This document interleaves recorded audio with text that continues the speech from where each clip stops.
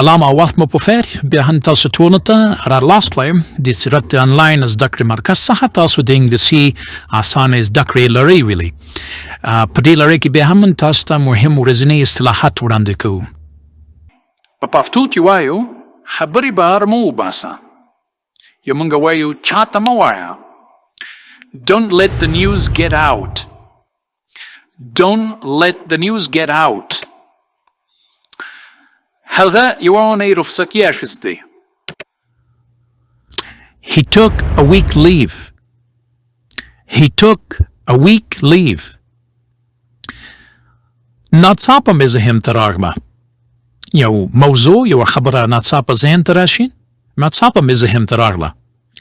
It occurred to me suddenly. It occurred to me suddenly.